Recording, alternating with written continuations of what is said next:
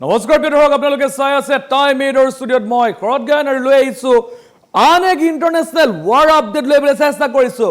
মধ্যপ্ৰাচ্যত বৰ্তমান যুদ্ধই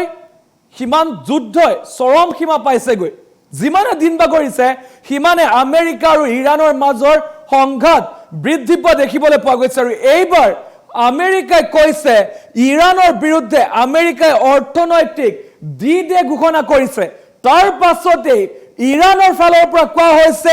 অৰ্থনৈতিক যুদ্ধ বন্ধ নহলে এটুপিও তেল নিবলৈ দিয়া নহয় বুলি ইৰাণে গৰ্জন কৰা দেখিবলৈ পোৱা গৈছে আৰু যিমানে দিন বাগৰিছে সিমানে কিন্তু ইৰাণ আমেৰিকাৰ মাজৰে সংঘাত বৃদ্ধি পোৱা দেখিবলৈ পোৱা গৈছে আমি জনাইছো এই মুহূৰ্তৰ সমগ্ৰ খবৰ আমেৰিকা আৰু ইৰাণৰ মাজত চৰম পৰ্যায়ত উত্তেজনা ইৰাণক আৰ্থিকভাৱে ধ্বংস কৰাৰ বাবে আমেৰিকাৰ ডি-ডে ঘোষণা ইৰাণৰ প্ৰতিটো বিত্তীয় উৎস বন্ধ কৰাৰ হুংকাৰ প্ৰদান কৰিছে আমেৰিকাই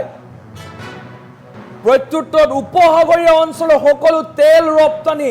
বন্ধ কৰাৰ সকিয়নি প্ৰদান কৰিছে ইৰাণৰ তৰফৰ পৰা আৰু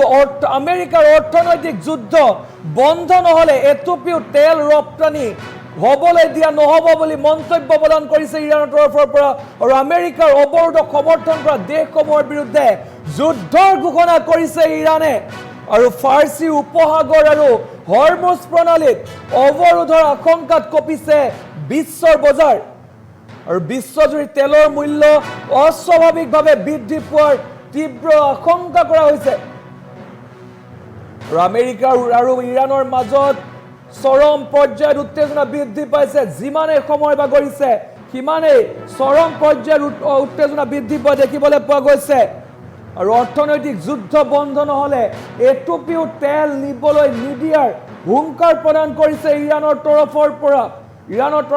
কোৱা হৈছে যদি আমেৰিকাই যদি অৰ্থনৈতিক যুদ্ধ যদি বন্ধ নকৰে তেতিয়াহলে এটুপিও তেল নিবলৈ দিয়া নহব বুলি গৰ্জন প্ৰদান কৰিছে আৰু ইফালে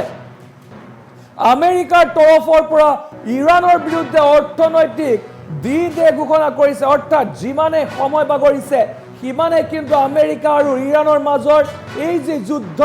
এই চৰম সীমা পোৱা দেখিবলৈ পোৱা গৈছে আৰু বৰ্তমান বিশ্বত পুনৰ তেলৰ নাটনি হোৱাৰ আশংকা কৰা হৈছে যিহেতু ইৰাণে কৈছে যদি আমেৰিকাই যদি অৰ্থনৈতিক যুদ্ধ যদি বন্ধ নকৰে তেতিয়াহলে ইৰাণে তেল এটুপিও নিবলৈ নিদিয়ে আৰু যদি তেল নিবলৈ নিদিয়ে তেতিয়াহলে সমগ্ৰ বিশ্বতে তেলৰ নাটনি হোৱাৰ পূৰ্ণ আশংকা কৰা হৈছে আৰু আমেৰিকা আৰু ইৰাণৰ মাজৰ চৰম পৰ্যায়ৰ উত্তেজনা ইৰাণৰ বিৰুদ্ধে আমেৰিকা অৰ্থনৈতিক ডি-ডে ঘোষণা কৰা হৈছে আৰু অৰ্থনৈতিক যুদ্ধ বন্ধ নহলে এটুপিও তেল দিবলৈ নিদিয়ে বুলি মন্তব্য কৰিছে ইৰাণৰ তৰফৰ পৰা গৰ্জন কৰিছে জনাইছো এই মুহূৰ্তৰ এই খবৰ আমি জনাবলৈ চেষ্টা কৰিছো আৰু আমেৰিকা আৰু ইৰাণৰ মাজৰ যুদ্ধ চৰম পৰ্যায় পোৱা দেখিবলৈ পোৱা গৈছে ইৰাণক আৰ্থিকভাৱে ধ্বংস কৰাৰ ষড়যন্ত্ৰ ৰচা দেখিবলৈ পোৱা গৈছে আমেৰিকাক আৰু আমেৰিকাই অৰ্থনৈতিক ডি-ডে ঘোষণা কৰাৰ পিছতে এতিয়া ইৰাণে এক প্ৰকাৰ হুংকাৰ প্ৰদান কৰিছে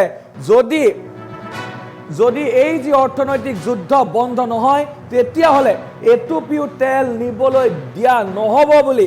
হুংকাৰ প্ৰদান কৰিছে আৰু ফাৰ্চী উপসাগৰ হৰমুজ প্ৰণালীৰ অৱৰোধৰ আশংকাত কঁপিছে এতিয়া বিশ্বৰ বজাৰ আৰু দেশসমূহৰ বিৰুদ্ধে যুদ্ধৰ ঘোষণা কৰিব অৰ্থাৎ যিসকলে আমেৰিকাৰ অৱৰোধক সমৰ্থন কৰিব সেইসমূহ দেশৰ বিৰুদ্ধে যুদ্ধ ঘোষণা কৰিব ইৰাণে এই মুহূৰ্তৰ ডাঙৰ খবৰ আমি জনাবলৈ চেষ্টা কৰিছো এক ভয়ংকৰ খবৰ এক ইণ্টাৰনেশ্যনেল ৱাৰ আপডেট আমি দিবলৈ চেষ্টা কৰিছো এক ডাঙৰ খবৰ বুলি ক'ব লাগিব যিহেতু অৰ্থনৈতিক অৱৰোধ যদি বন্ধ নহয় কিন্তু তেতিয়াহলে এক ভয়ংকৰ পৰিস্থিতিৰ সন্মুখীন হ'ব লাগিব সমগ্ৰ বিশ্ব ইতিমধ্যে ইৰাণে বিশ্বৰ যিসমূহে আমেৰিকাক অৱৰোধ কৰিছে সেইসমূহৰ বিৰুদ্ধে আমেৰিকাৰ অৱৰোধক যিসকলে সমৰ্থন কৰিছে সেইসমূহ বিৰুদ্ধে